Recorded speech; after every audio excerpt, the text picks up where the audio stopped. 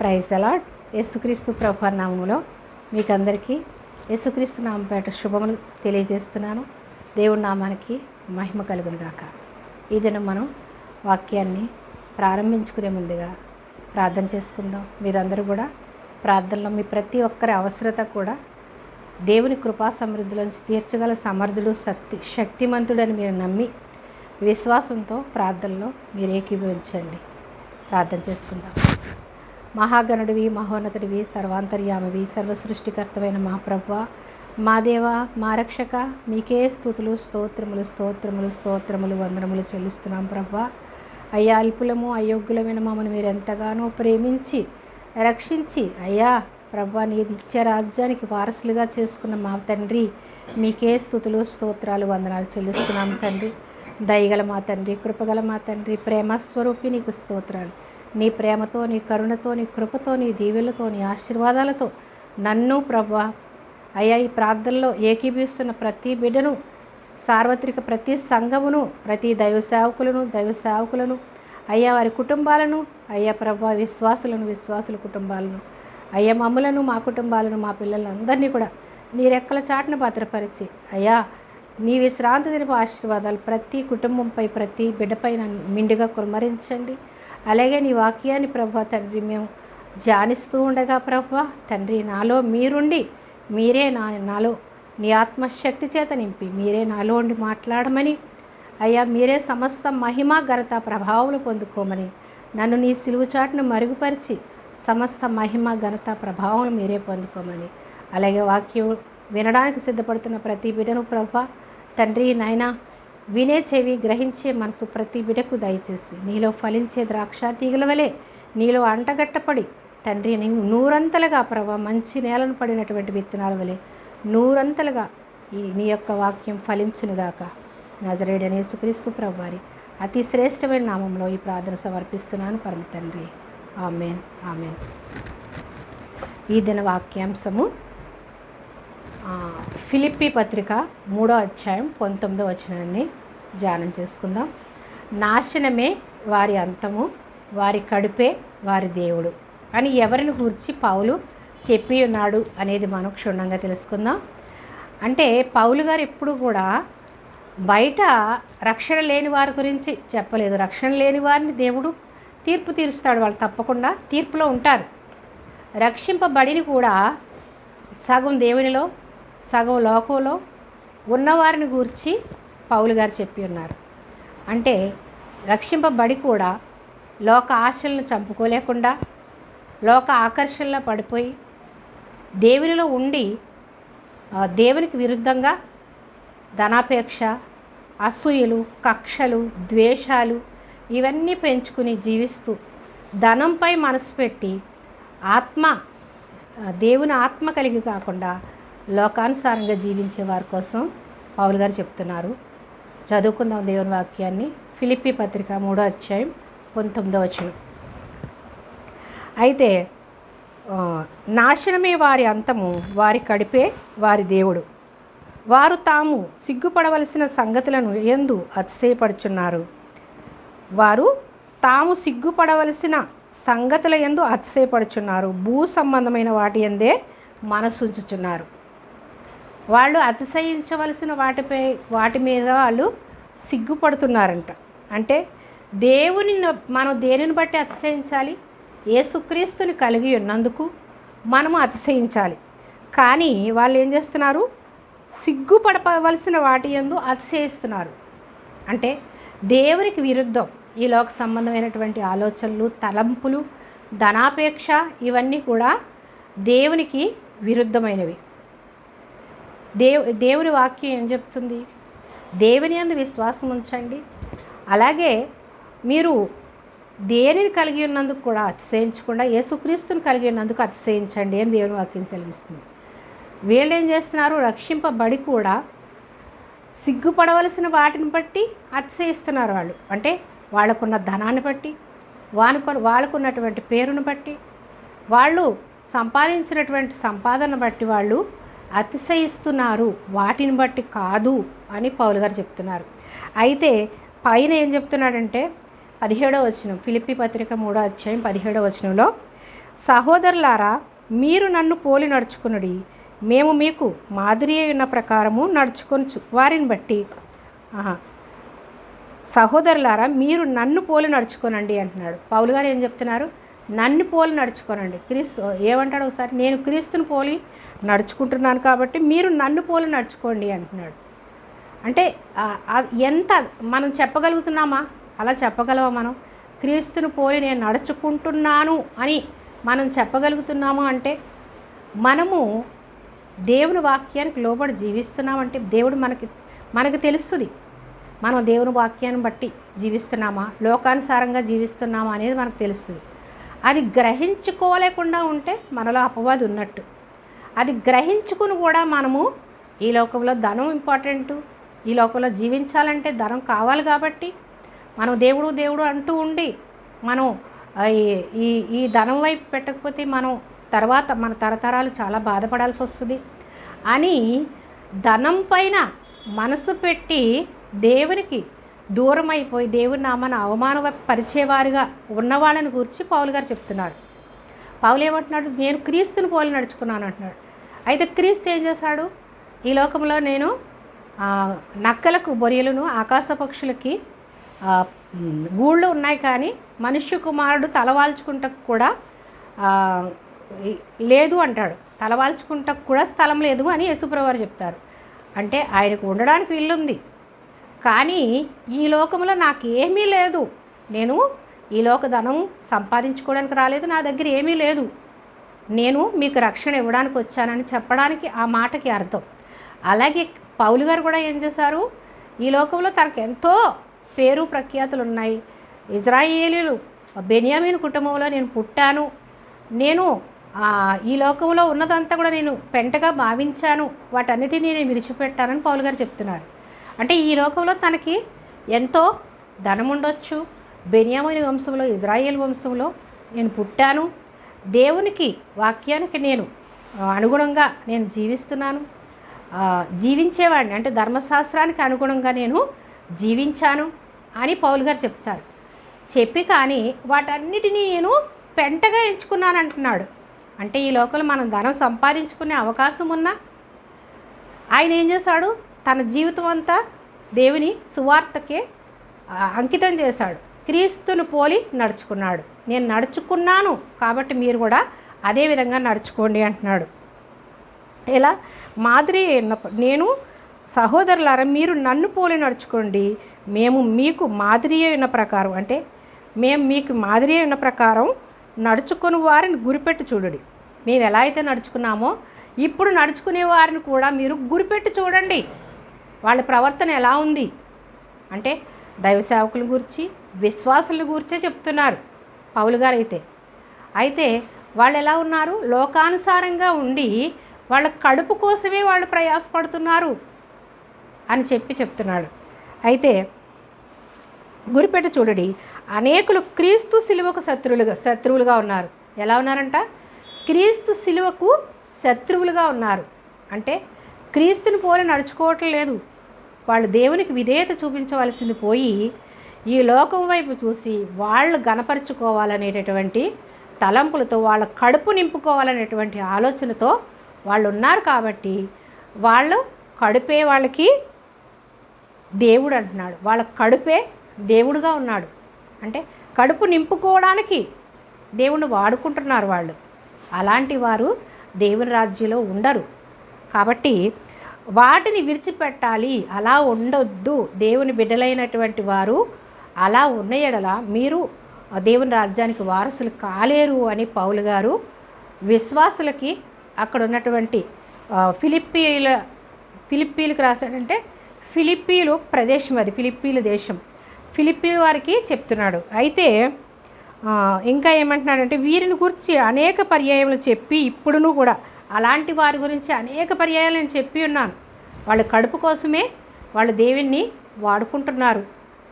అలాంటి వారి కోసం నేను అనేక పర్యాయాలు చెప్పాను. ఇప్పుడు కూడా ఏం చేస్తున్నాడంటే ఏడ్చుచూ చెప్పుచున్నాను అంటున్నాడు.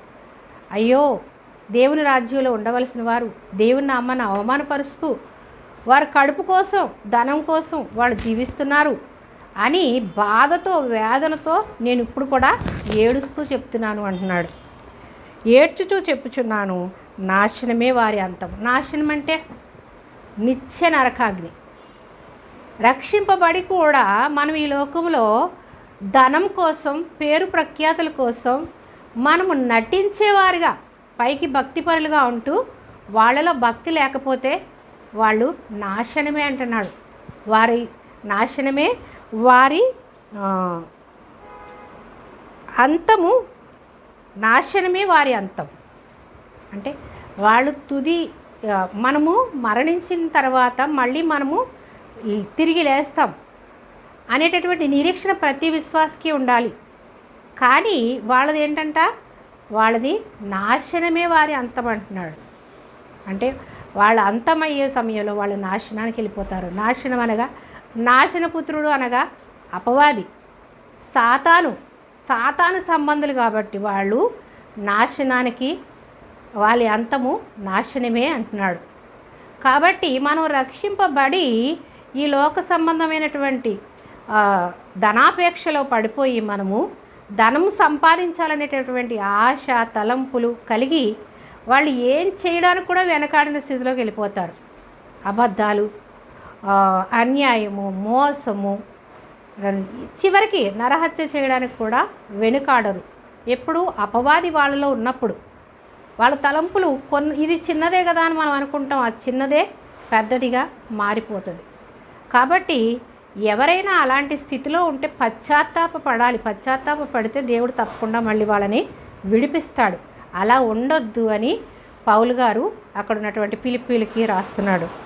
అయితే వారు సిగ్గుపడవలసిన సంగతులను, వారు తాము సిగ్గుపడవలసిన సంగతులను, సిగ్గుపడవలసింది ఏముంది? ఈ లోకంలో ఉన్న ప్రతిదీ కూడా మనము అపవాది తలంపులన్నీ కూడా మనం సిగ్గుపడవలసినయే.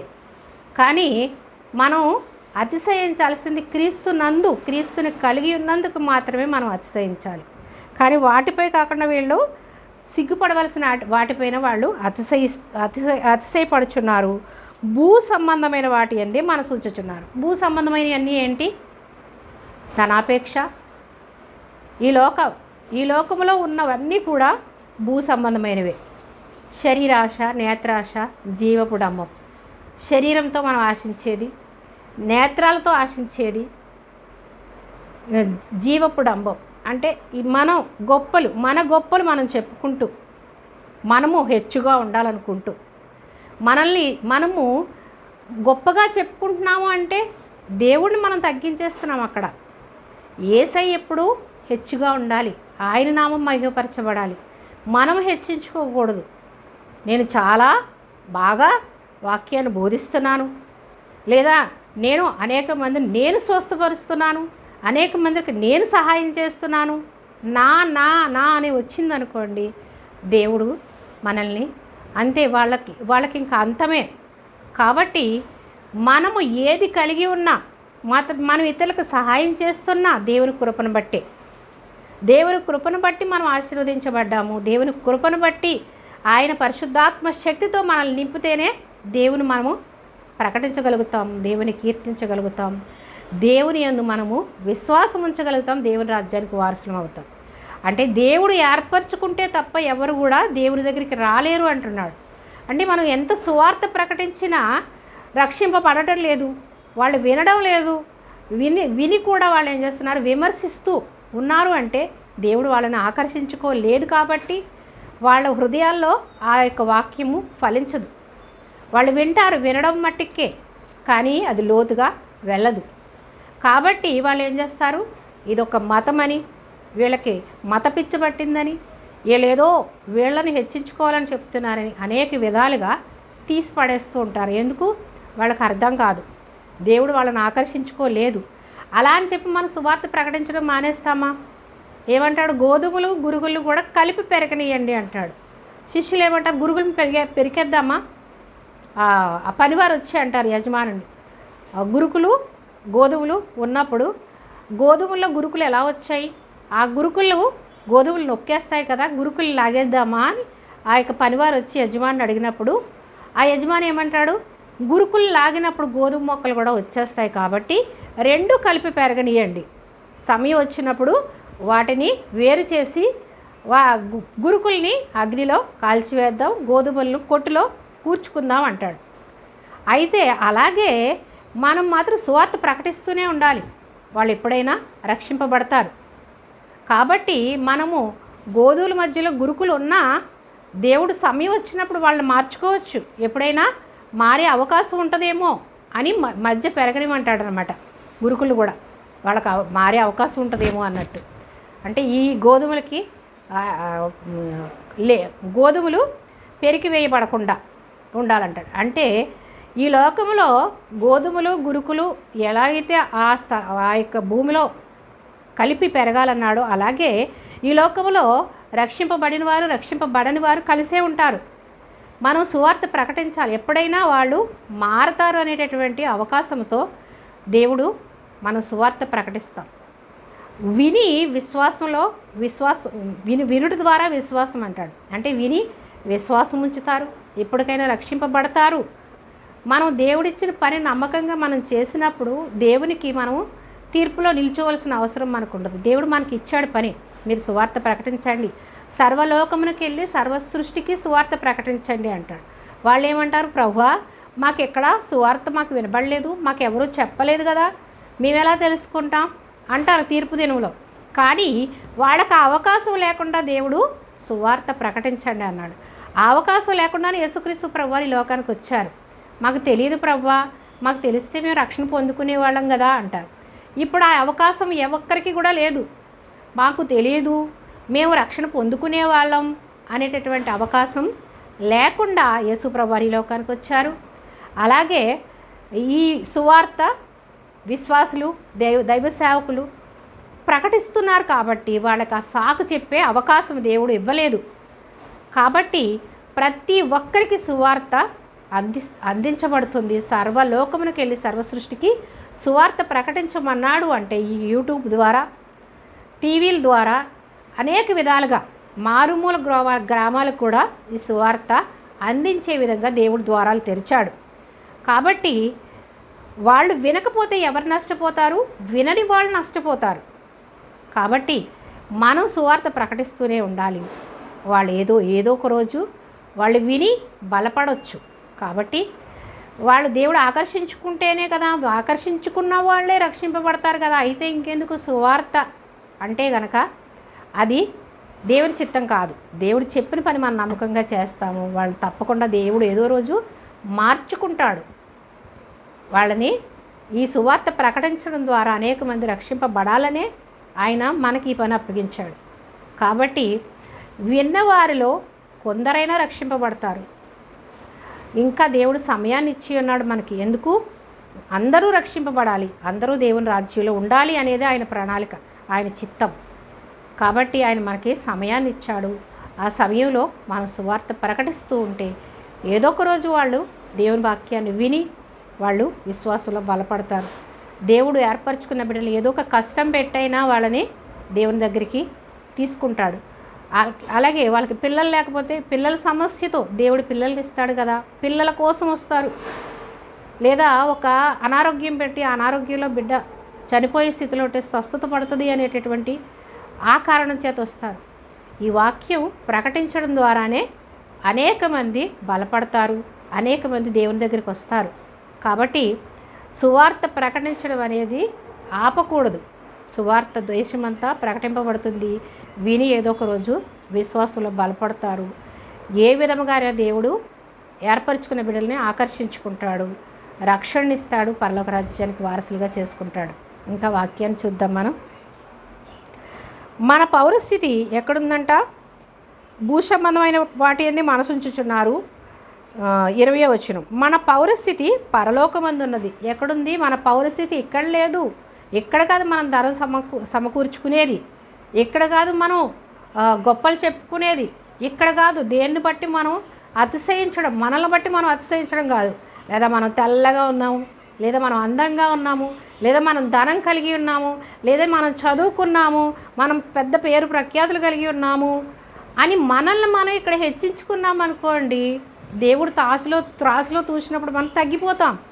నెబుకద్నెజరు బెల్షస్సరు తనను గొప్ప చేసుకుంటూ ఏం చేస్తాడు? ఆ యొక్క ఇజ్రాయేలు దేశంలో ఉన్నటువంటి మందిరంలోంచి ఉపకరణాలన్నిటినీ తెప్పించుకుని బంగారు వెండి పాత్రల్లో వాళ్ళు మా ద్రాక్షరసం పోసుకొని వాళ్ళు వాళ్ళ రాణులు ఉపపత్నులు మంత్రులు అందరూ కలిపి తాగుతారు. తాగినప్పుడు దేవుడు ఏం చేస్తాడు, ఒక హస్తం వచ్చి రాసేస్తుంది, మెనే మెనే టేకేల్ ఉపార్సిస్తారు. అంటే నువ్వు త్రాసులో చూసినప్పుడు నువ్వు తగ్గిపోయావు అంటాడు. అంటే ఎందుకు? తనకి వస్తువులు లేవా? తనకి వస్తువులున్న బంగారు దేవుని మందిరంలోంచి తెచ్చుకుని తాగాము అనేటటువంటి గొప్పగా తనను హెచ్చించుకోవాలని చేశాడు. చేసిన వెంటనే ఏం చేశాడు, ఒక లేఖ వ్రాయబడింది, దాంతో తన అంతం వచ్చింది, తర్వాత వెంటనే చనిపోతాడు బెల్షస్సర్. అలాగా మనం దేనిని బట్టి కూడా అతిశయించుకోవాల్సిన లేదు. మన యొక్క పౌరస్థితి ఇక్కడ లేదు, పరలోకంలో ఉంది. మన పౌరస్థితి పరలోకం కొరకు మనం ప్రయాసపడాలి. మనం తెలియనంతకాలం లోక సంబంధంగా జీవించినప్పటికీ మన మనోనేత్రాలు దేవుడు తెరిచినప్పుడు ఇంకా మనల్ని మనం గొప్ప చేసుకుంటూ ఉన్నామంటే దేవుడిని మనం అవమానపరుస్తూ ఉంటాము, దేవుని ఉగ్రతకి మనం గురైపోతూ ఉంటాం. కాబట్టి దేవుని యందు భయము భక్తి కలిగి మనం జీవించాలి. ఈ లోకంలో మన పౌరస్థితి ఇక్కడ కాదు, పరలోకమందు ఉన్నది అని మనం పరలోకం కోసమే ప్రయాసపడాలి.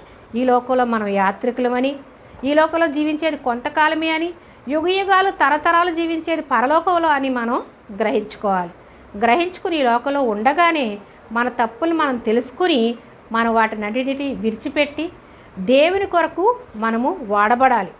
దేవుని సువార్త పనిలో పాలుపంపులు పొందుకోవాలి. అలాగే రక్షణ పొందుకుని కూడా ఇంకా మనం లోకంలోనే ఉన్నామంటే మనల్ని మనం హెచ్చించుకుంటూ మన గొప్పలు మనం చెప్పుకుంటూ మనం అతిశయించవలసిన వాటిపై మనం అతిశయించకుండా మనల్ని మనం హెచ్చించుకుంటున్నాము అంటే మనలో అపవాది ఉంది. అపవాది శక్తులన్నిటి మీద విజయాన్ని పొందడానికి యేసయ్య వచ్చాడు.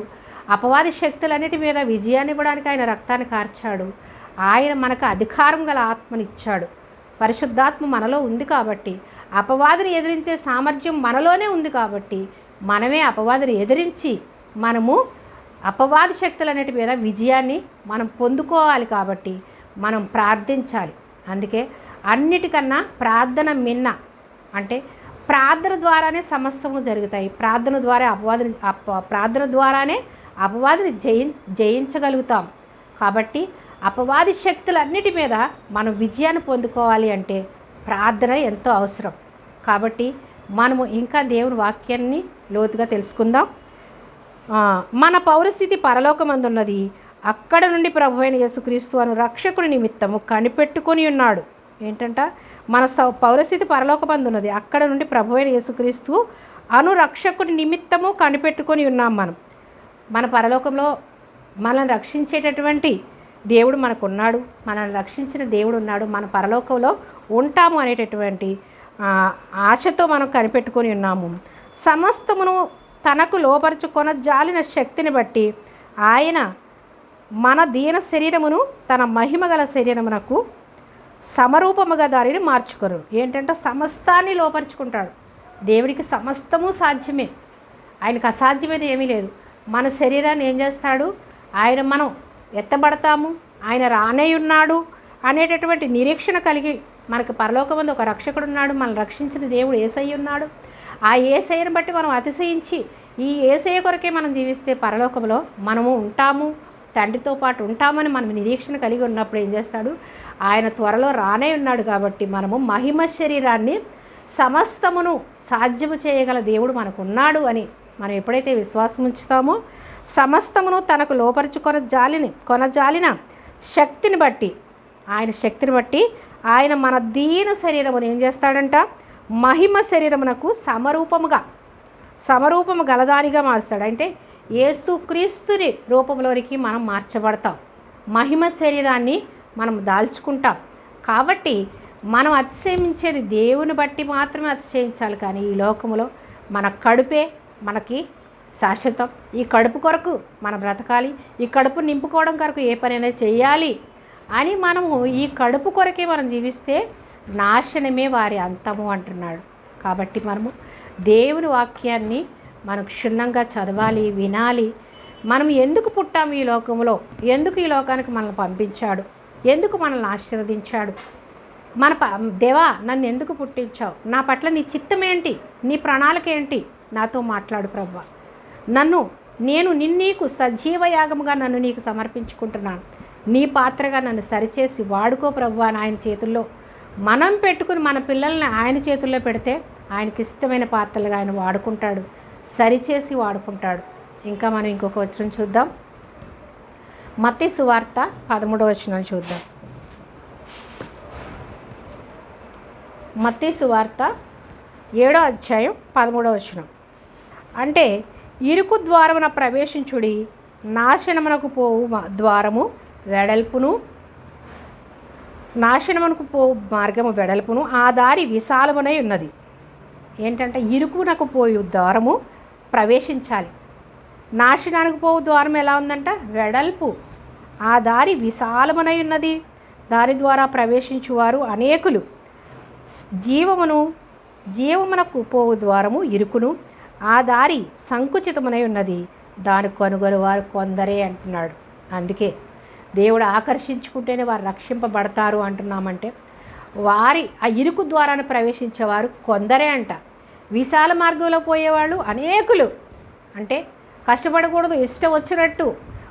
ఒక్కసారి మనం భూలోకంలోకి వచ్చామంటే ఈ మానవ జాతి ఒకేసారి వస్తుంది కాబట్టి అన్నీ అనుభవించాలి, అన్నీ తినాలి. అంతేగాని మనం మడి కట్టుకుని ఇది చేయకూడదు, అది చేయకూడదు, అలా ఇలా ఉంటే ఎందుకు ఈ జన్మకి అనేసి ఏం చేస్తారు, ఇష్టానుసారంగా జీవించాలనే వాళ్ళు అనేకులు ఉన్నారు. వాళ్ళందరూ ఎక్కడికి వెళ్తారు, వాళ్ళు నాశనము అంతమంటున్నాడు.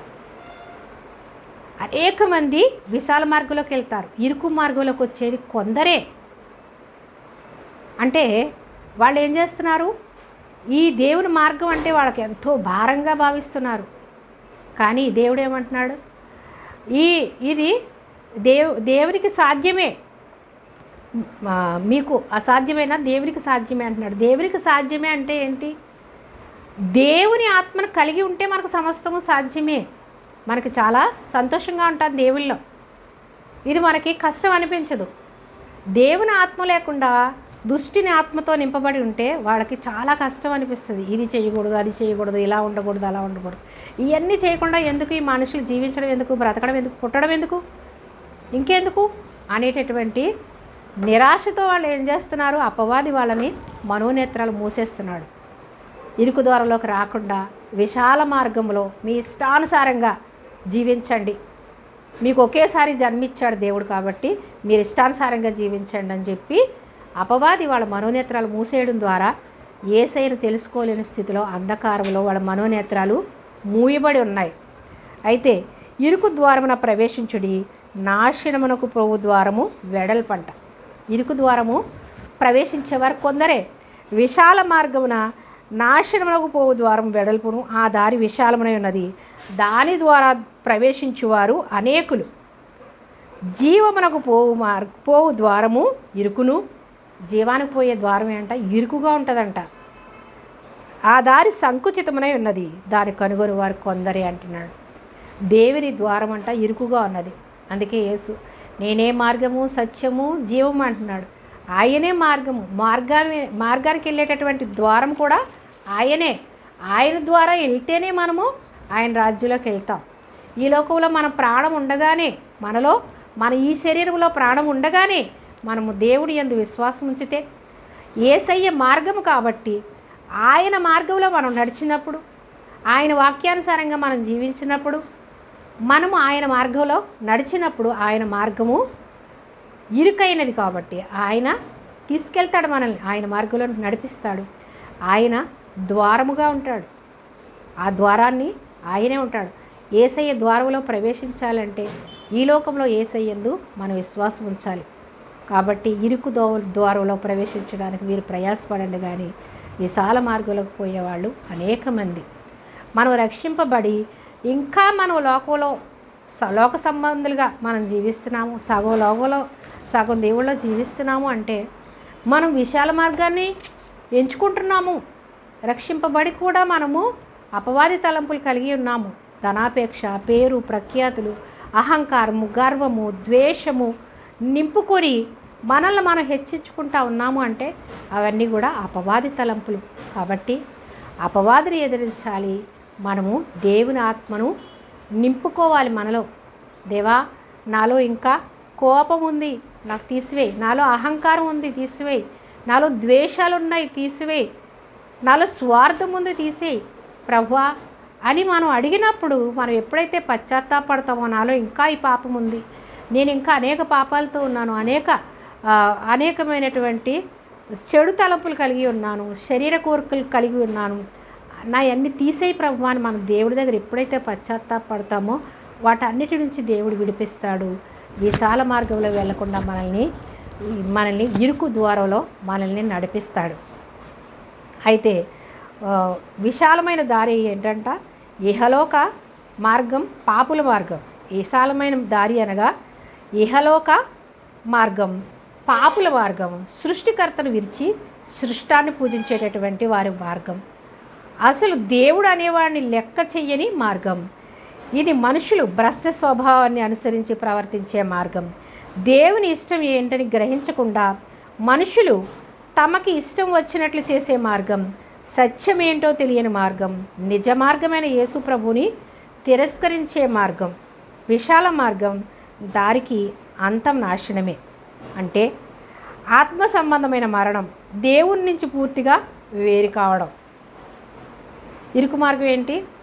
దేవుని మార్గం. విశాల మార్గం దేవుని నుంచి పూర్తిగా విడిచిపెట్టేటటువంటి, పూర్తిగా వేరు కావడం, దేవునికి మనం వేరు కావడం.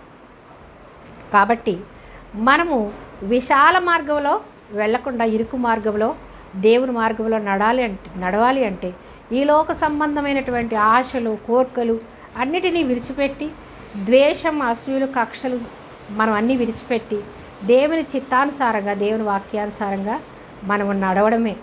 కాబట్టి ఈ కడుపే శాశ్వతం అనుకుంటూ మనము జీవించకూడదు. కడుపు దేవుడు ఏమంటున్నాడు? ఆకాశ పక్షులు చూడండి, అవి విత్తవు, కోయవు, కొట్లలో కూర్చుకొనువు, అయినప్పటికీ వాటిని పోషించట్లేదా? వాటికంటే మీరు శ్రేష్ఠులు కాదా అంటున్నాడు.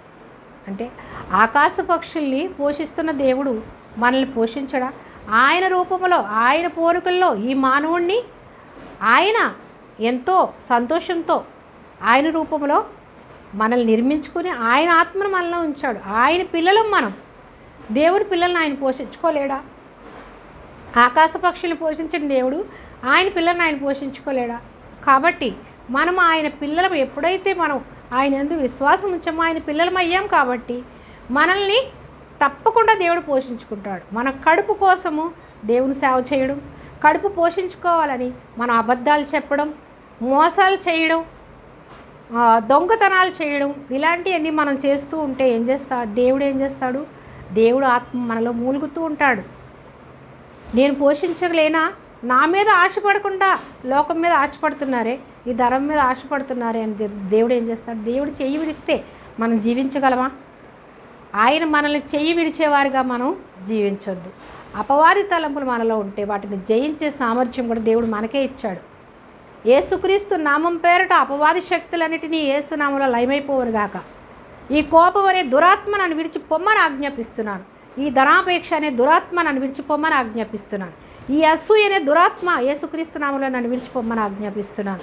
స్వార్థం అనే దురాత్మ యేసుక్రీస్తు నామంలో నాలోంచి విడిచిపోమ్మని ఆజ్ఞాపిస్తున్నాను అని మనం ఎప్పుడైతే ఆజ్ఞాపించి ప్రార్థిస్తామో అపవాది శక్తులన్నీ మనలోంచి లయమైపోతాయి.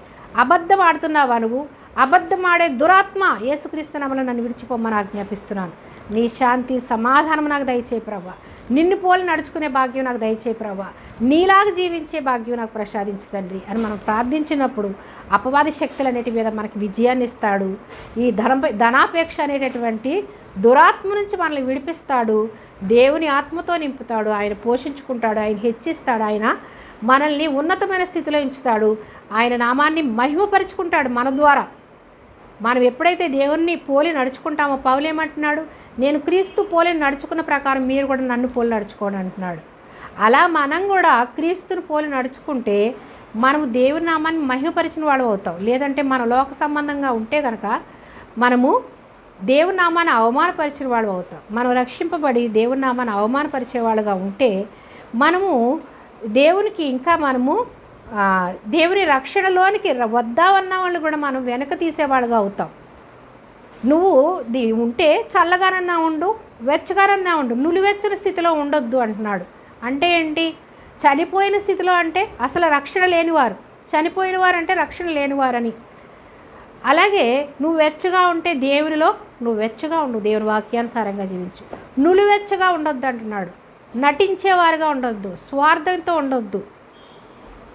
నేను దేవుని బిడ్డనని అనిపించుకుంటూ కూడా నువ్వు లోక గర్వంతో, ఈ ధనాపేక్షతో అబద్ధాలు ఆడుతూ నువ్వు జీవిస్తున్నావు అంటే దేవుని నమ్మని నువ్వు అవమానపరుస్తున్నావు.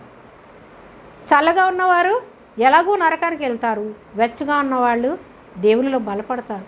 అటు ఇటు కాని వాళ్ళు ఏం చేస్తారు? రెండు పడవల మీద మనం కాలేస్తే మధ్యలో కూలిపోతాం. ఏ స్థాయికి చెందిన వారిగా మనం అయిపోతాం. కాబట్టి మనము దేవునిలో వెచ్చగా ఉండాలి అంటే దేవుని యందు భయము భక్తి కలిగి ఉండాలి, దేవుని వాక్యానికి లోబడి ఉండాలి. దేవుని చిత్తానుసారంగా మనం జీవించినప్పుడు మనకి వాటన్నిటి మీద విజయాన్ని ఇస్తాడు. లేదంటే అబద్ధాలు ఆడుకుంటూ స్వార్థంతో దుష్ట తలంపులతో మనము ఉన్నప్పుడు దురాత్మ మనల్ని బంధించి అనేక శ్రమలకు, శోధనలకు గురి చేస్తుంది. కాబట్టి మనము దేవునిలో నిలకడగా స్థిరంగా ఎప్పుడైతే ఉంటామో దేవుని ఆత్మ మనలో ఉంటుంది, మనతో ఉంటుంది. మనకు శాంతి, సమాధానము, ఆరోగ్యము, అభిషేకము, తన పరలోక ఐశ్వర్యముతో మనల్ని నింపుతాడు.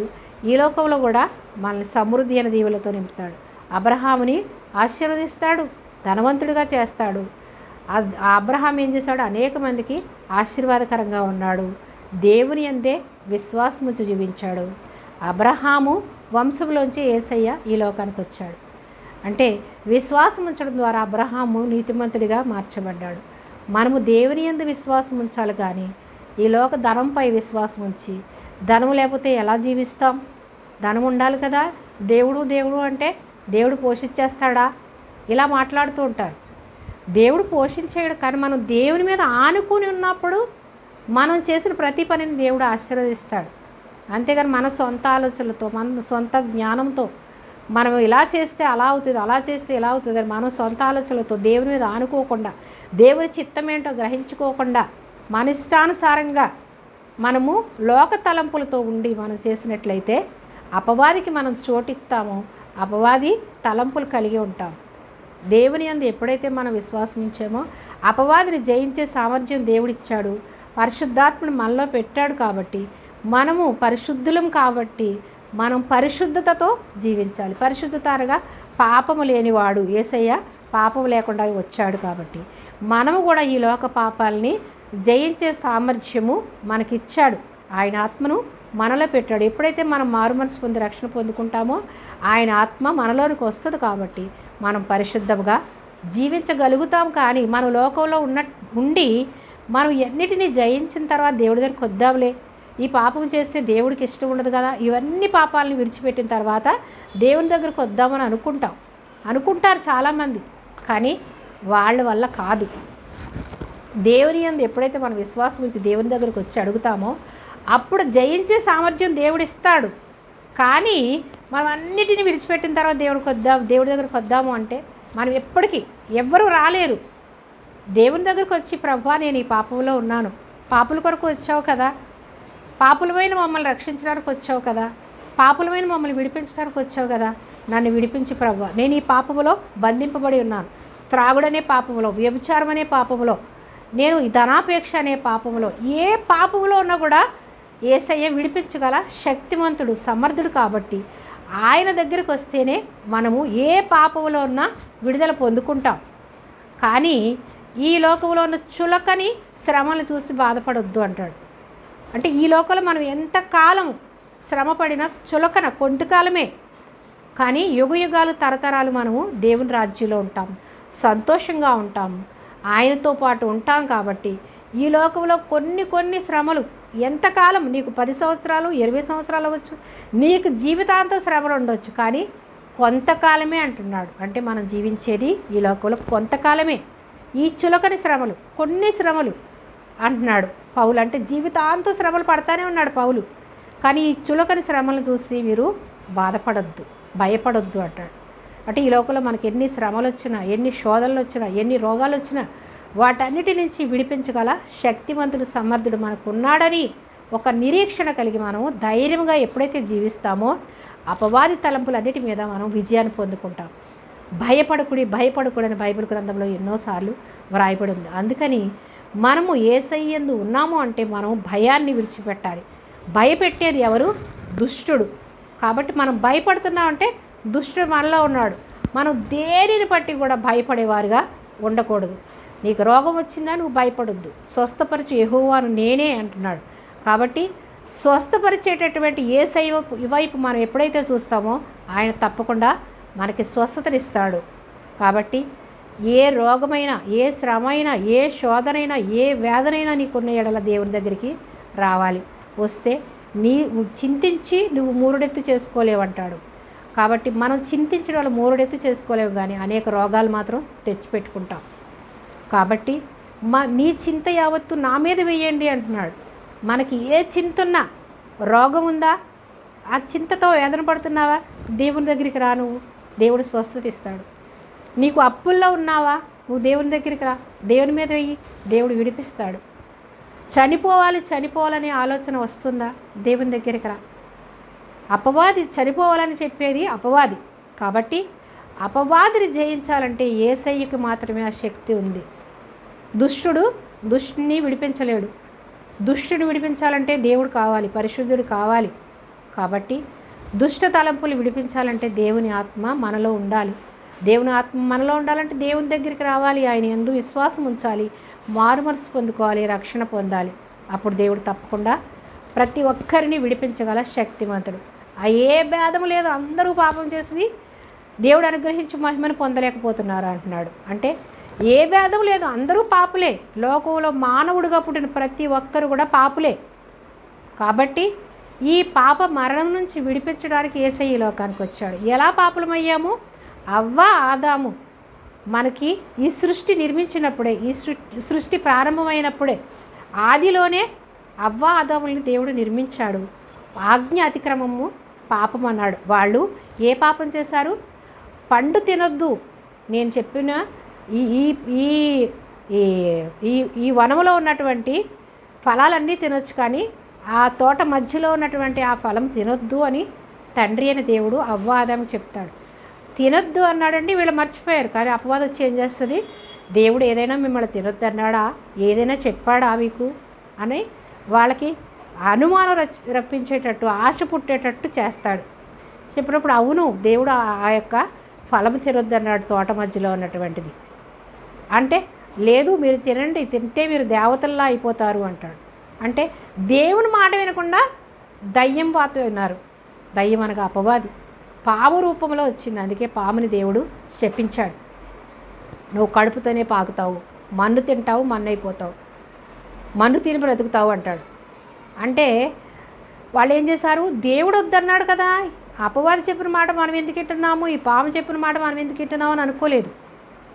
అంటే మానవుడు స్వభావంగా, మానవుని స్వభావం ఏంటి? వీక్నెస్, ఎవరి మాట అయినా నమ్మేస్తావు అన్నమాట. అలాంటి మనస్సుతో మనుషుల్ని పుట్టించాడు. కాబట్టి వాళ్ళు ఏం చేశారు? అపవాది మాటకి లోబడిపోయారు. లోబడిపోవడం వల్ల మనకి పాపం వచ్చింది. ఆ పాపం వల్ల మనకి మరణం వచ్చింది.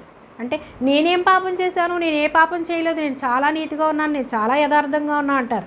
ఎవరైనా నువ్వు పాపాలు ఒప్పుకోమ్మా, ఒప్పుకుని దేవుడి దగ్గర ప్రార్థన చేసి నువ్వు ఒప్పుకుంటే దేవుడు నిన్ను క్షమిస్తాడు అని మనం ఎవరికైనా చెప్తే, నేను ఒక వ్యక్తికి అలా చెప్పినప్పుడు నీ పాపాలు ఒప్పుకొని దేవుడి దగ్గరికి రా అమ్మా, దేవుడు నిన్ను రక్షిస్తాడు, విడిపిస్తాడు, నిన్ను కాపాడుతాడు, నేను పరలోక రాజ్యానికి చేరుస్తాడు అంటే, నేనేం పాపం చేశానండి, నేను ఏ పాపం చేయలేదు, నన్ను దేవుడి దగ్గర ఒప్పుకోమంటారేంటి అన్నది ఆమె.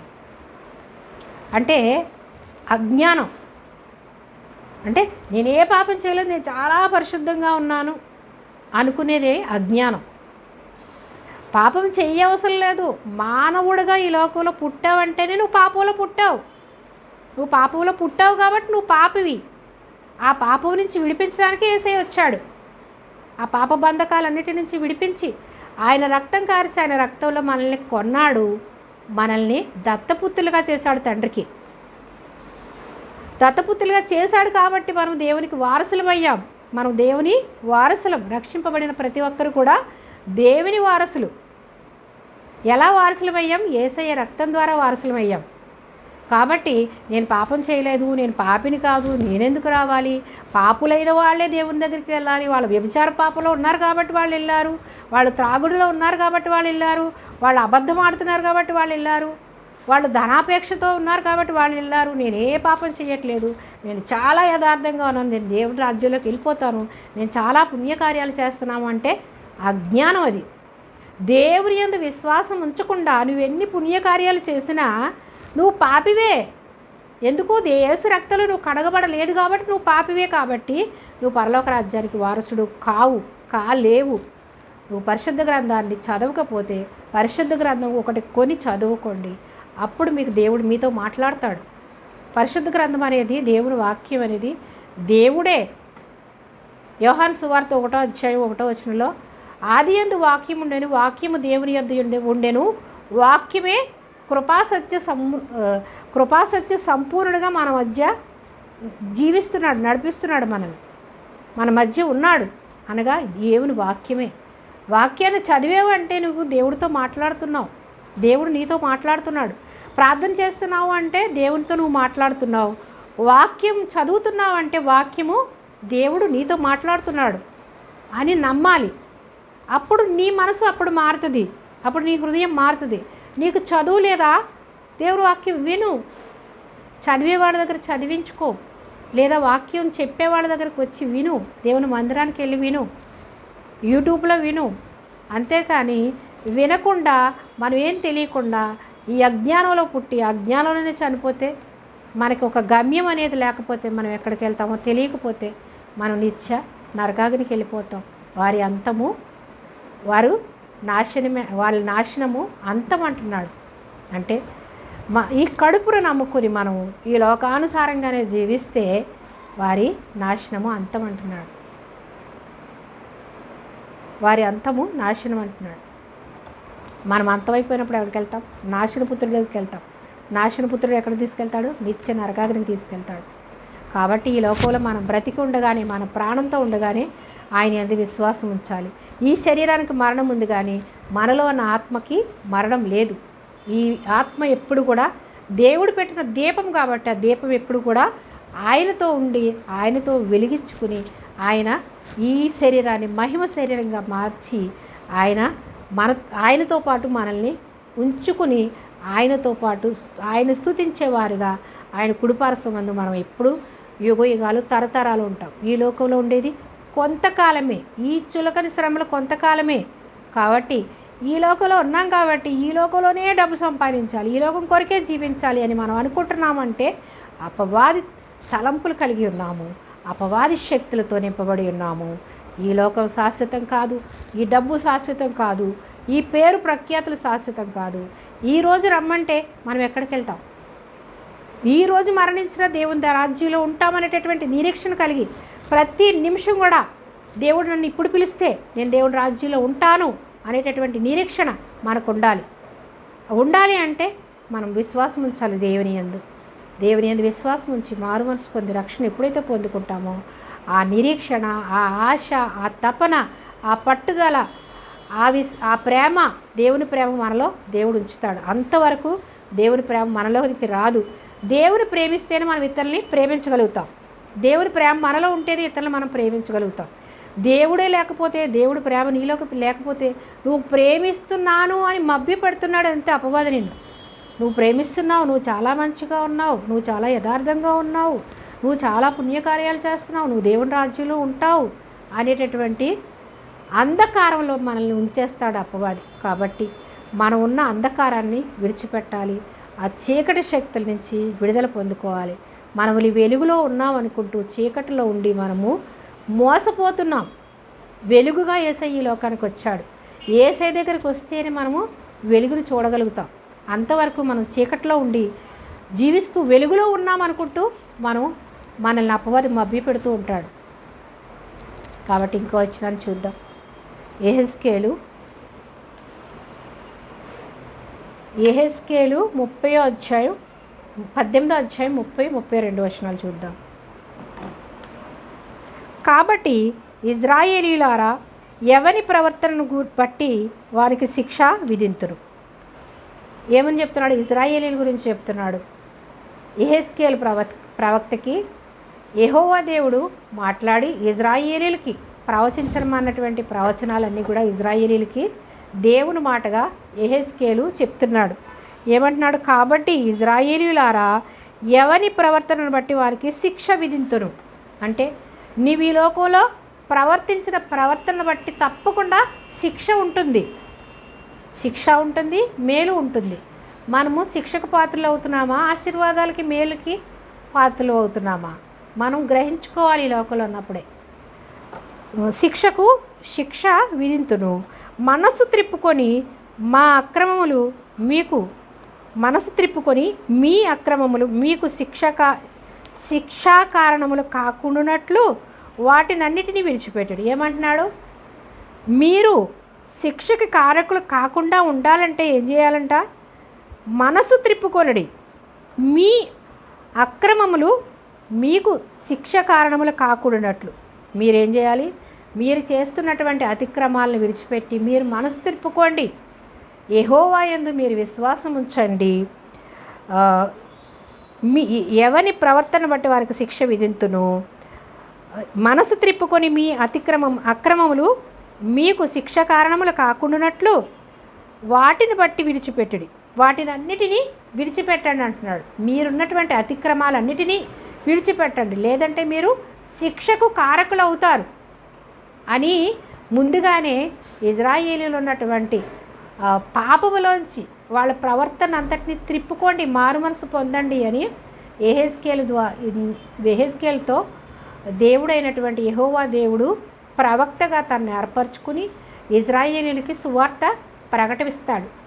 ప్రకటించినప్పుడు అనేక మంది మారిన వాళ్ళు కొందరు, ఇంకా తప్పిపోయిన వాళ్ళు అనేక మంది. అయితే అక్రమములు మనసు త్రిప్పుకొని అక్రమములు మీకు శిక్ష కారణములు కాకుండానట్లు వాటన్నిటినీ విడిచిపెట్టండి. ఇప్పుడు సువార్త ప్రకటించేది కూడా ఇప్పుడున్న ప్రవర్తన మీరు విడిచిపెట్టండి. మీరు విగ్రహారాధన చేస్తూ దేవునిని తెలుసుకోకుండా అంధకారంలో ఉన్నట్లయితే మీరు శిక్షకు కారకులు అవుతారు అని ఈ యొక్క వాక్యము యెహెజ్కేలు ద్వారా మనకి బయలుపరిచాడు. శిక్షకు కారణములు కాకుండానట్లు వాటన్నిటి నుంచి విడిచిపెట్టండి. మీరు జరిగించిన అక్రమ క్రియలను విడిచి నూతన హృదయమును నూతన బుద్ధియు తెచ్చుకొనుడి. ఇజ్రాయేలీయులారా, మీరెందుకు మరణమునందుదురు? మీరెందుకు మరణానందుతారు? మీరున్నటువంటి ప్రవర్తన మార్చుకోండి. అంటే అహంకారము, ద్వేషము, కామము, ధనాపేక్ష, విగ్రహారాధన, ఇవన్నిటినీ కూడా అక్రమంతో పోలుస్తున్నాడు. వారన్నీ కూడా కలిగి ఉన్నారు, వాటన్నిటిని మీరు విడిచిపెట్టండి అంటున్నాడు. ఇదే ఇజ్రాయేలీయులారా, మీరెందుకు మరణమునందుదురు? మరణం అనగా ప్రతి ఒక్కడు మరణిస్తాడు. ఏ మరణము? నిత్య మరణం గురించి చెప్తున్నాడు. ఆ యొక్క నరకము అనేటటువంటి మరణాన్ని గురించి చెప్తున్నాడు. రక్షింపబడిన వారు మరణించకుండా ఉంటారా? అందరూ మరణిస్తారు. రక్షించబడిన వారు, రక్షణ పొందని వారు అందరూ కూడా మరణిస్తారు. కానీ ఏ మరణమును గురించి చెప్తున్నాడు? నిత్య మరణమును గురించి చెప్తున్నాడు. నిత్య నరకాగ్నిని గురించి చెప్తున్నాడు. నిత్యము మరణించడం అంటే నిత్య నరకాగ్నిలో ఎప్పుడు ఆ యొక్క అగ్నిలో కాలుతూ మలమల మాడుతూ ఉండే మరణం గురించి చెప్తున్నాడు. నిత్య జీవం అనగా రక్షింపబడిన వారు మహిమ శరీరాన్ని పొందుకుని యేసయ్య రాకడలో ఎత్తబడతారు. దేవునితో పాటు యేసయ్యతో పాటు ఉంటారు. వీళ్ళు ఎలా ఉంటారు? నిత్య మరణం అనగా నిత్య నరకాగ్ని. మీరెందుకు మరణాన్ని అందుకుంటారు? మీరు మనసు తిప్పుకోండి అని చెప్తున్నాడు. ఇజ్రాయేలీయులారా, మీరెందుకు మరణమునందుదురు? ఇదే ప్రభువు యెహోవా వాక్కు. మరణమునందువాడు మరణమునందునట్టు మరణము నొందుటను బట్టి నేను సంతోషించువాడను కాను అంటున్నాడు. మీరు ఎందుకు మరణిస్తాడంటే కనికరమ గల దేవుడు. మీరు మరణించడం నాకు సంతోషం కాదు. ఇప్పుడు కూడా దేవుడు అదే చెప్తున్నాడు. మనం అందరం నిత్య నరకాగ్నికి వెళ్ళడానికి పాత్రలు. మానవుడు ప్రతి ఒక్కడు కూడా నిత్య నరకాగ్నికి వెళ్ళడానికి పాత్రలు. కానీ నరకాగ్నికి వెళ్ళడానికి పాత్రలు కాకుండా తన ప్రియ కుమారుడని యేసయ్యని ఈ లోకానికి పంపించి మన నిత్య నరకాగ్ని నుంచి తప్పించి మనల్ని నీతిమంతులుగా చేసి పరిశుద్ధులుగా చేసుకొని ఆయన రాజ్యంలో ఉండాలని తన ప్రియకుమారుని లోకానికి పంపించాడు, మన కొరకు ప్రాణం అర్పించాడు. అలాంటి దేవుడు ఏం చెప్తున్నాడు, కనికరం గల దేవుడు ఏం చెప్తున్నాడు, మీరు ఎందుకు మరణాన్ని పొందుతారు, నిత్య మరణాన్ని మీరు ఎందుకు పొందుకుంటారు, దాంట్లో నేను సంతోషిస్తాననుకుంటున్నారా అని ప్రవక్తను పంపి చెప్పిస్తున్నాడు. వాళ్ళు తప్పిపోయి ఉన్నారు, వాళ్ళు పడిపోయి ఉన్నారు, వాళ్ళు తెలియక అంధకారంలో ఉన్నారు అని ప్రవక్తకి యెహోవా దేవుడు మాట్లాడి ప్రవక్తతో నువ్వు వెళ్ళి చెప్పు అంటే మానవులకి ఇచ్చాడు ఆ పని. మానవులను అందుకే దేవుడు నిర్మించుకున్నాడు. ఈ దేవుడే స్వయంగా అందరితో మాట్లాడొచ్చు కదా, వాళ్ళు వినరు. కాబట్టి మానవుడికి ఆ పని ఇచ్చి మానవుల చేతే చేయించాడు. అందుకే ఈ మానవులు సువార్త ప్రకటించాలి. కాబట్టి ఏమంటున్నాడు, మీరు మరణం నొందుటను బట్టి నేను సంతోషించువాడును కాను. 31వ వచనంలో ఏముంది, మీరెందుకు మరణం నొందుదురు, ఇదే ప్రభువగు యెహోవా వాక్కు. దేవుడు మాట్లాడాడు, దేవుని వాక్కిది, యెహోవా వాక్కు. మరణం నొందుటను బట్టి నేను సంతోషించువాడును కాను. మరణం నొందడానికి నేను సంతోషించేవాడిని కాదు. ఎందుకు, మానవుని దేవుడు అంత ప్రేమిస్తున్నాడు కాబట్టి మరణం నొందడము దేవునికి ఇష్టం లేదు. కాబట్టి మీరందరూ మారు మనసు పొందండి, మనసు మార్చుకోండి, మీ మనసు తిప్పుకోండి, మీ అతిక్రమాల నుంచి విడుదల పొందుకోండి, మీ అక్రమాల నుంచి విడుదల పొందుకోండి. సంతోషించువాడని కావున మీరు మనసు త్రిప్పుకొనడి, అప్పుడు మీరు బ్రతుకుదురు. ఏంటంట, మీరు మనసు తిప్పుకుంటే మీరు బ్రతుకుతారు. అంటే పశ్చాత్తాపడండి, మీరున్న పరిస్థితులు మార్చుకోండి, మీ ప్రవర్తన మార్చుకోండి, మీ అతిక్రమాల నుంచి విడుదల పొందుకోండి, మీ అక్రమాల నుంచి విడుదల పొందుకోండి అని ప్రవక్తను పంపించి చెప్తున్నాడు. కావున మనసు త్రిప్పుకోండి, అప్పుడు మీరు బ్రతుకుదురు. మనసు త్రిప్పుకుంటే బ్రతుకుతారు. అందుకే పశ్చాత్తాపానికి మించిన ప్రాయశ్చిత్తం లేదు. మనం ఏ పాపంలో ఉన్నా, ఏ అతిక్రమాలు చేసినా, ఎంత ఘోరమైన పాపంలో ఉన్నప్పుడు కూడా మనసు త్రిప్పుకొని యేసయ్య దగ్గరకు వచ్చి మనం పశ్చాత్తాపడితే మనము బ్రతుకుతాం. ఎలా బ్రతుకుతాం, యుగయుగాలు ఈ లోకంలో బ్రతకడం కాదు, యుగయుగాలు పరలోకంలో ఆయనతో పాటు జీవిస్తాం. ఈ లోకంలో ప్రతి ఒక్కరూ మరణిస్తాం. కాబట్టి అందరూ జీవించాలి, యుగయుగాలు జీవించాలి అంటే మనసు తిరుపుకొని మారు మనసు పొందుకోవాలి. ప్రభువగు యెహోవా వాక్కు, మీరందరూ బ్రతుకుతారు. ఈ వాక్యం ఎవరిది, నాది కాదు, ప్రభువగు యెహోవా మీతో చెప్పమని నాకు వాక్కు ఇచ్చాడు అని యెహెజ్కేలు చెప్తున్నాడు. అంటే మనం మారు మనసు పొందుకుని ఎప్పుడైతే ఆయన యందు పశ్చాత్తాపడి ప్రార్థిస్తామో, ఆయన దగ్గరికి ఎప్పుడొస్తామో, మన పాత రోత జీవితాన్ని విడిపించి పరిశుద్ధముగా పవిత్రంగా జీవించి నిత్యము ఆయనతో పాటు యుగయుగాలు తరతరాలు జీవించేవారుగా మనల్ని దేవుడు చేసుకుంటాడు. లోకాసు వార్త 13వ అధ్యాయం 24వ వచనాన్ని చూద్దాం. లోకాసు వార్త 13:24వ వచనం. ఆయన వారిని చూచి ఇరుకు ద్వారమున ప్రవేశింప పోరాడుడి, అనేకులు ప్రవేశించజూతురు కానీ వారి వలన కాదని చెప్పుచున్నాను. అంటే ఇరుకు ద్వారాన్ని ప్రవేశింప చూడండి, కానీ అనేకులు ప్రవేశించాలని చూస్తారు కానీ వారి వలన కాదు. అంటే దేవుని యందు విశ్వాసం ఉంచితే మాత్రమే మీరు ఇరుకు ద్వారాలో ప్రవేశిస్తారు. అనేక మంది చేరాలని చూస్తారు, దేవుని యందు విశ్వాసం ఉంచకపోతే వాళ్ళు చేరలేరు అని ఈ వాక్యానికి అర్థం. అయితే ఆ ఇరుకు ద్వారమును ప్రవేశించడానికి పోరాడాలంట. పోరాడడం అంటే ఈ లోకంలోనే ఆయన యందు విశ్వాసం ఉంచి నిలకడగా స్థిరముగా మనము యేసుక్రీస్తునందు అతిశయిస్తూ ఈ లోక తలంపులన్నిటి నుంచి విడుదల పొందుకుని ఈ లోకాన్ని మనము పెంటగా, పౌలు గారు ఎలాగైతే ఈ లోకంలో ఉన్న ప్రతీదీ కూడా నేను పెంటగా భావించాను, ఈ పేరు ప్రఖ్యాతులు ధనము ఈ కులము ఇవన్నిటిని కూడా నేను ఒక పెంటగా భావించి ఉన్నాను అన్నాడు. అలాగే మనం ఏం చేయాలి, వీటన్నిటినీ ఈ లోకంలో ఉన్న సమస్తాన్ని పెంటగా భావించి దేవుని యందు విశ్వాసం ఉంచి మనము యేసయ్య ఎప్పుడొచ్చినా మనం ఎత్తబడతాము. మన పౌరస్థితి పరలోకంలో ఉందని మనం ఎప్పుడైతే నిరీక్షణ కలిగి ఉంటామో మనము నిత్యరాజ్యానికి వారసులం అవుతాం. దానికోసం పోరాడాలి మనం. దానికోసం ద్వారమున ప్రవేశింప పోరాడుడి. అనేకులు ప్రవేశింపజూతురు కానీ వారి వలన కాదు. అనేకులు రక్షణ పొందుకోకుండా పరలోక రాజ్యానికి వెళ్ళాలనుకుని ప్రయాసపడతారు కానీ వారి వల్ల కాదు అని మీతో చెప్పుచున్నాను. ఇంటి యజమానుడు లేచి తలుపు వేసిన తర్వాత మీరు వెలుపలికి వచ్చి, ఇంటి యజమానుడు ఏం చేస్తాడు? తలుపు వేసేస్తాడు. ఆయన రాకడలో ఈ భూలోకంలో బ్రతికి ఉండగా రక్షింపబడిన వారందరూ కూడా దేవునిలో ఎత్తబడతారు, దేవుని రాజ్యంలో ఉంటారు. తర్వాత వాళ్ళు వచ్చి తలుపు వద్ద ఉంటారంట.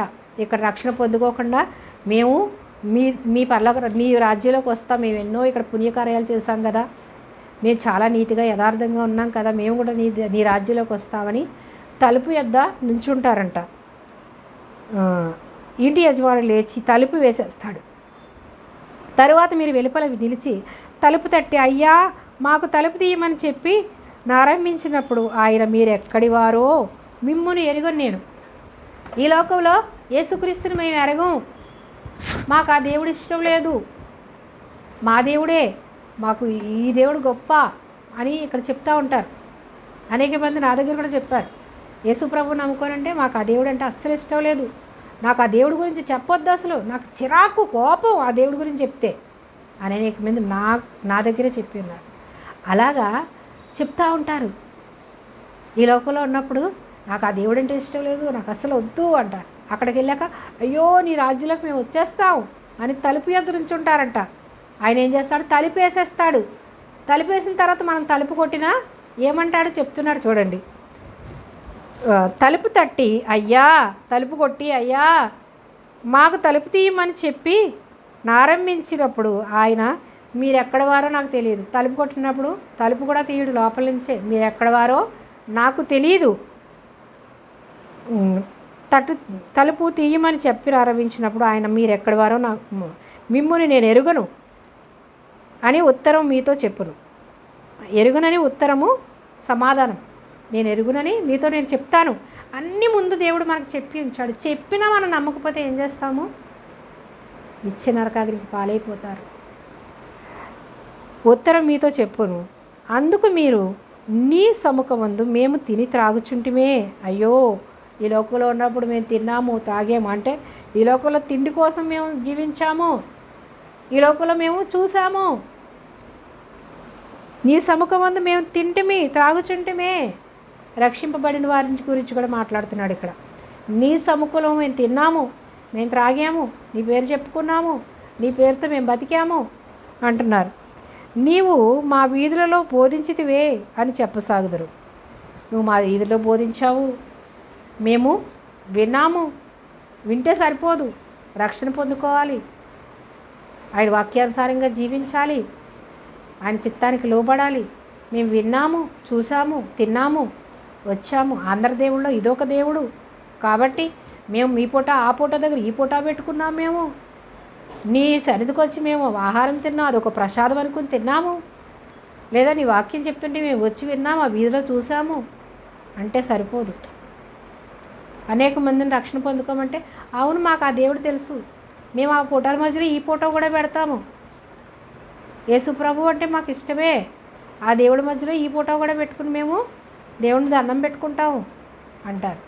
అదే ఇక్కడ చెప్తున్నాడు. మేము దండం పెట్టుకున్నాము, మీ వాక్యం చెప్తుంటే విన్నాము అని తలుపు కొడతారంట. తలుపు కొట్టినప్పుడు ఏమంటున్నాడు? అప్పుడు ఆయన మీరెక్కడ వారో మిమ్మల్ని ఎరుగను మీతో చెప్పుచున్నాను, మీరెక్కడ వారో మిమ్మల్ని ఎరుగను అని మీతో చెప్పుచున్నాను. అక్రమము చేయి మీరందరూ నా యొద్ద నుండి తొలగిపోండి అని చెప్పు. అక్రమము అంటే అతిక్రమము, దేవుని మాటకి విధేయత చూపించకుండా జీవిస్తే అక్రమము చేయువారులారా అంటున్నాడు. దేవుని మాటకి మనం ఈ భూలోకంలో ఉండగానే, మన ప్రాణంతో ఉండగానే మనము దేవుని యందు విశ్వాసం ఉంచితే ఆయన యందు విధేయత చూపించాలి.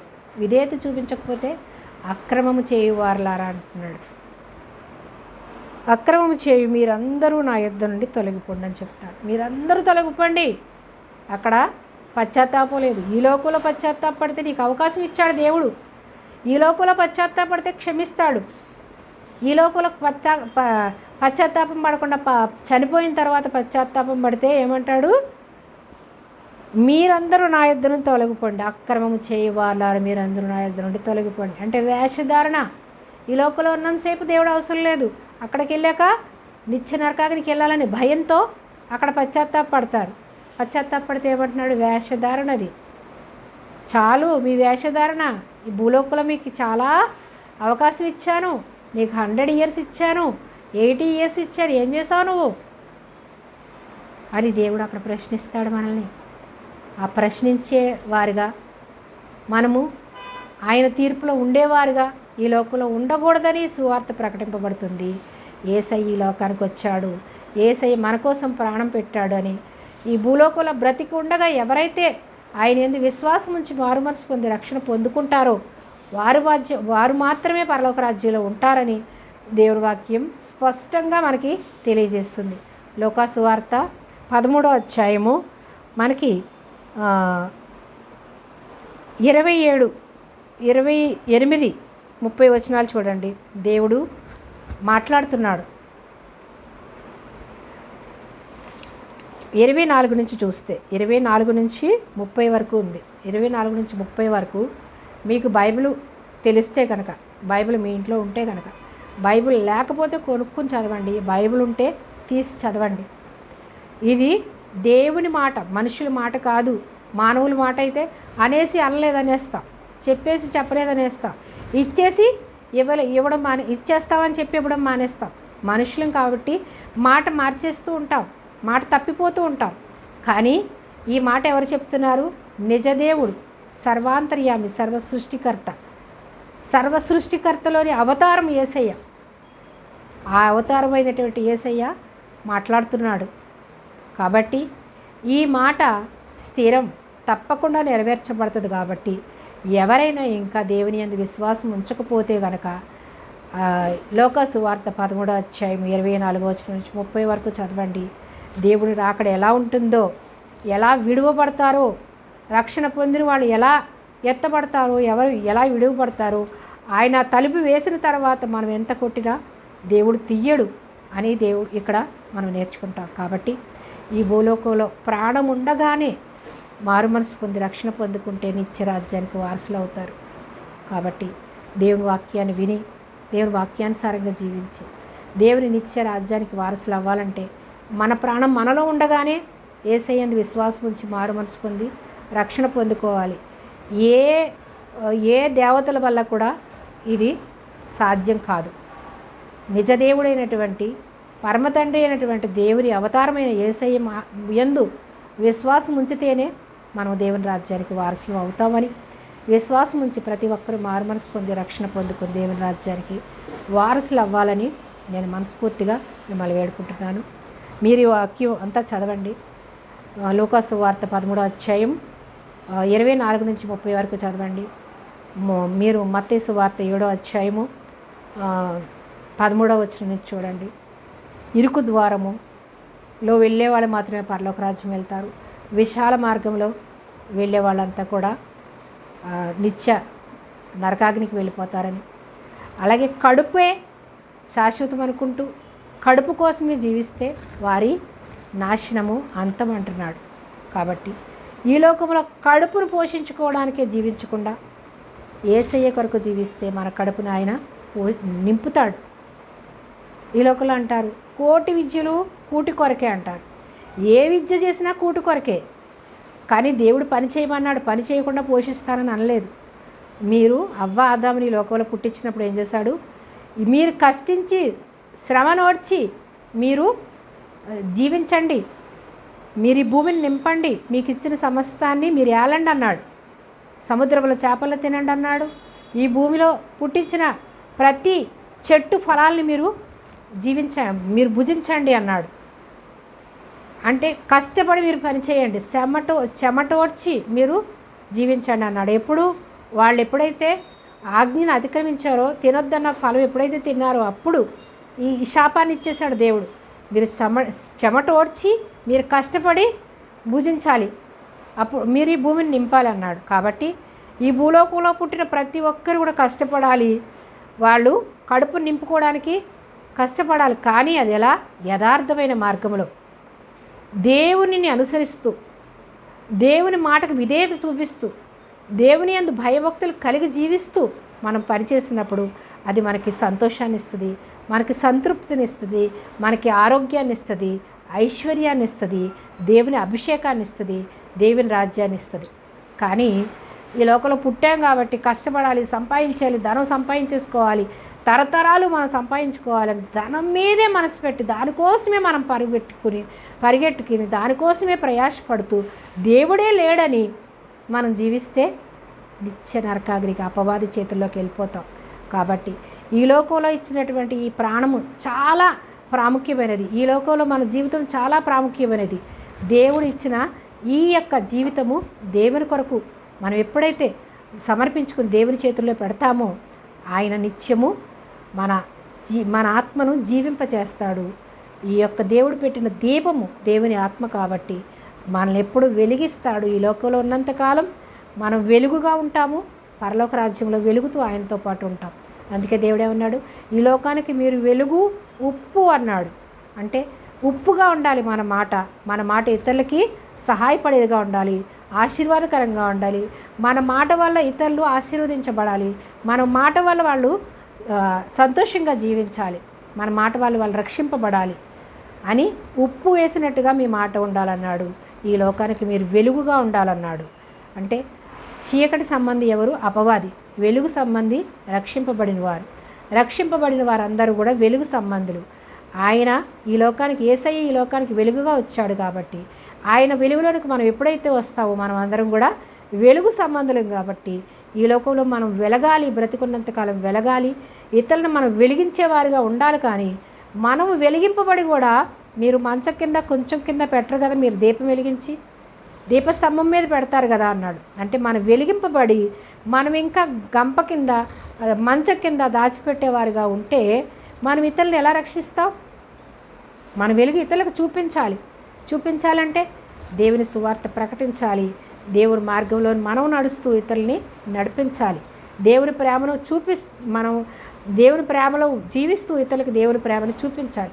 అది దేవుని వెలుగు అంటే. మీరు వెలుగు ఉప్పు అంటే అది అర్థం. కాబట్టి మనం ఈ లోకంలో వెలుగుగా ఉప్పుగా దేవుని వెలుగు చూపించేవారుగా మనం ఉందాం, దాని కొరకు ప్రయాసపడదాం, దాని కొరకు మనము ఈ సువార్త ప్రకటిద్దాం, ఈ సువార్త పనిలో పాలుపంపులు పొందుకుందాం, అనేకులు వెలిగిద్దాం, ఆయన మార్గంలోనికి నడిపిద్దాం, ఆయన రాజ్యంలో ఉందాం, మనతో పాటు అనేక మందిని దేవుని రాజ్యానికి వారసులు చేద్దాం.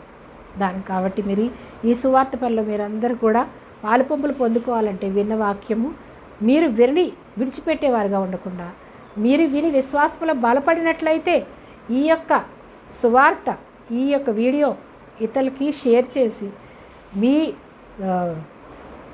స్నేహితులకు, మీ బంధువులకు, మీ సహోదరులకు ఈ సువార్తను వినిపించండి. అనేక మందిని దేవుని మార్గంలో నడిపించండి. దేవుని సువార్త పనిలో మీరు కూడా పాలుపంపులు పొందుకుని ఈ లోకానికి వెలుగుగా ఉప్పుగా మీ జీవితాలు కూడా మార్చుకొని దేవుని రాజ్యంలో మనమందరం ఉందాం. దేవుని పనిలో నమ్మకమైన దాసులుగా, బలా నమ్మకమైన దాసురాలా అనిపించుకుందాం. ఈ వాక్యాన్ని ముగించుకునే ముందు ప్రార్థన చేసుకుందాం. ప్రార్థనలో మీరంతా ఏకీభవించండి. మహాగణుడివి, మహోన్నతుడివి, సర్వాంతర్యామివి, సర్వసృష్టికర్తవైన మా ప్రభువ, మా దేవ, మా రక్షక, మీకే స్తుతులు, స్తోత్రములు, వందనాలు చెల్లిస్తున్నాం తండ్రి. అయ్యా, వాక్యాన్ని విన్న బిడ్డలందరూ కూడా నూరంతలుగా ఫలించుదురుగాక, నీ పరలోక రాజ్య వారసులుగా చేర్చబడుదురుగాక. అయ్యా, నూరంతల ప్రభువ తండ్రి ఫలాలు బిడ్డలు ఫలించుదురుగాక. యేసయ్యా నీకు స్తోత్రాలు ప్రభువ తండ్రి. నాయనా ప్రభ, వట్టి వారమైన మమ్మల్ని ప్రభ నిండైన నీ పాత్రలుగా మమ్మల్ని నింపి వాడుకుంటున్నందుకు నీకు వందనాలయ్యా. నీ పరిశుద్ధాత్మ శక్తితో నింపి ఈ లోకంలో దేనిని బట్టి అతిశయిస్తున్నారు ప్రభు తండ్రి, దాన్నన్నిటిని కూడా తండ్రి నేను పెంటగా పౌలు భావించినట్లుగా నీ యందు విశ్వాసం ఉంచి మిమ్మల్ని కలిగి ఉన్నందుకే అతిశయించేవారిగా, నీ యందు భయభక్తులు కలిగిన వారిగా ప్రభా, నీలో ఫలించేవారిగా నాయన తండ్రి ప్రతి ఒక్కరిని నింపండి ప్రభా, బలపరచండి ప్రభా. ఏ అంధకార శక్తులతో నింపబడి ఉన్నారో ప్రభా, అబద్ధం అనే దురాత్మతో ఉన్నారా ప్రభా, వాళ్ళని విడిపించండి. అబద్ధము నాయన తండ్రి స్వార్థము, అసూయలు, కక్షలు, ద్వేషాలు, స్వార్థము, ధన వ్యామోహంతో, ఏ వ్యామోహంతో అపవాది నింపి తండ్రి అపవాది శక్తులతో ప్రభు బంధింపబడి ఉన్నారు, యేసుక్రీస్తు నామములో ఇప్పుడే విడుదల పొందుకుందురుగాక. నజరేయుని యేసు నామములో అపవాది శక్తులు, చీకటి శక్తులు లయమైపోవునుగాక. అయ్యా గర్భఫలము మూసివేసిన అంధకార శక్తులన్నీ లయమైపోవునుగాక. ఇప్పుడే గర్భఫలం లేని వారికి గర్భము తెరవబడునుగాక. అయ్యా అనారోగ్యంగా ఉన్న బిడ్డలు యేసుక్రీస్తు నామములో ఇప్పుడే స్వస్థత పొందుకుందురుగాక. అపవాది శక్తులు, చీకటి శక్తులతో ఏ బంధకాల్లో బంధించి నెమ్మది సమాధానము లేకుండా అప్పుల బాధలో కూరుకుపోయినారు, యేసుక్రీస్తు నామములో ఇప్పుడే విడుదల పొందుకుందురుగాక. ప్రతి ఒక్కరికి శాంతి, సమాధానము, మారు మనసు, రక్షణ ఇచ్చి నీ పరలోక రాజ్య వారసులుగా ప్రతి ఒక్కరిని, ఈ వాక్యం ఉన్న ప్రతి ఒక్కరిని మార్చుకున్నందుకు నీకు వందనాలయ్యా. మీరు ఆకర్షించుకుంటే తప్ప ఏ ఒక్కరు కూడా ఆకర్షింపబడరని నీ వాక్యం సెలవిస్తుంది. అయ్యా మేము వట్టి వారమయ్యా, మమ్మల్ని పాత్రలుగా మాత్రమే, పనికిరాని ఈ పాత్రల్ని నీకు పనికొచ్చే పాత్రలుగా వాడుకుని ప్రభా సమస్త మహిమ ఘనత మీరే పొందుకోండి ప్రభా తండ్రి. అయ్యా మేము మట్టి వారమయ్యా, ఏమీ అర్హత లేని వారము. అర్హత లేని నాకు ప్రభా నీ అర్హతనిచ్చి నీ వాక్యాన్ని నాయన బోధించడానికి నన్ను ఒక పాత్రగా వాడుకుంటున్నందుకు నీకే కోటాను కోట్ల వందనాలు, స్తోత్రాలు చెల్లిస్తున్నాం తండ్రి. విన్న వాక్యం నూరంతలుగా ఫలించునుగాక. నీ బలమైన ఆత్మ అభిషేకముతో ప్రభు విన్న ప్రతి ఒక్కరూ నింపబడి నీ పరలోక రాజ్య వారసులుగా చేర్చబడుదురుగాక. మా ప్రభువును రక్షకుడైన యేసుక్రీస్తు ప్రభువారి నామములో ఈ ప్రార్థన విన్నపాలన్నిటినీ పరమ తండ్రి నీ యొద్దకు చేర్చబడినందుకు మాకందరికీ మీ దీవెనలు, ఆశీర్వాదాలతో నింపినందుకు నీకే సమస్త మహిమ, ఘనత, ప్రభావములు పొందుకోమని మా ప్రభువును, మా ప్రియ రక్షకుడైన యేసుక్రీస్తు ప్రభువారి అతి శ్రేష్టమైన నామములో ఈ ప్రార్థన సమర్పిస్తున్నాను పరమ తండ్రి. Amen, amen, amen. Hallelujah. Praise the Lord. మరొక వాక్యాంశంతో మళ్ళీ కలిసేంత వరకు తండ్రి అయిన దేవుని ప్రేమ, కుమారుడైనటువంటి యేసుక్రీస్తు ప్రభువారి కృప, పరిశుద్ధాత్మ దేవుని అన్యోన్య సహవాసము ఇప్పుడు ఎల్లప్పుడూ సదా సకల పరిశుద్ధులతోనూ ఈ లోకంలో ఉన్నటువంటి సార్వత్రిక ప్రతి సంఘముతో, ప్రతి విశ్వాసతో, ప్రతి బిడ్డలతో ఉండి దీవించునుగాక. మనతో, మన కుటుంబాలతో, మన పిల్లలతో నిత్యము ఆయన కృప తోడై ఉండునుగాక. ఆమేన్. Praise the lord.